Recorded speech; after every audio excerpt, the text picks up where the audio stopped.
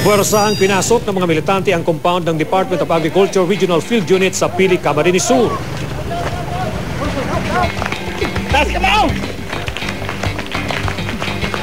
Pilit silang pinigilan ng mga tanod at mga gwardya ng ahensya, pero di nagpatalo ang grupo.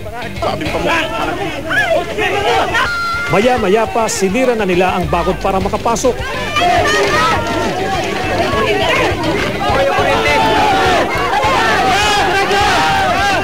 Nang makarating sa sakahan, pinagbubunot at sinira ng grupo ang mga pananim, partikular ang golden rice, isang genetically modified organism o GMO na bigas. Kung gusto pa ninyo magtalon, mas dakol pang parauma ang nulusog digdil para pagtagos na rauton ang GMO na yan na dahil papakinabangan sa mga taong bayan. Nagpakilala ang mga sumugod na miyembro ng grupong Sararong Inisyatiba ng Kahimanwaan na wasakon ang agrochemicals o Sikwal GMO.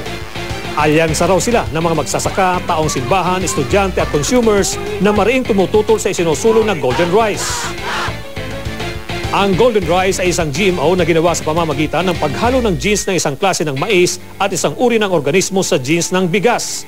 Eksperimento ito ng Department of Agriculture, katuwang ang International Rice Research Institute. Kulay dilaw ang butil nito dahil may beta-carotene gaya ng nasa carrot, kalabasa at iba pang gulay. Matutugunan daw ng golden rice ang malnutrisyon, partikular ang vitamin A deficiency sa mga third world country gaya ng Pilipinas at Bangladesh. Base sa pag-adal, ang vitamin A deficiency sarong dakulang problema lalo ulit sa Bicol. And Camarines Sur happens to be halangkaw ang incidence kan malnutrition. Pero naniniwala ang Sikwal GMO na imbes na makatulong, makakasama pa ito sa kalusugan ng tao. Ay hindi, kasinungalingan yan. Ang sa totoo, kung sa bad, ang dami nating alternatibong pangkuhan dyan, tulad ng yung gulay, carrots, kalabasa, marami yan na alternatibo para ikuhan sa vitamin. Tunay na reforma sa lupa, genuine agrarian reform program ang ibigay ng gobyerno, hindi itong golden rice. Dismayado naman ang DA sa ginawa ng mga militante.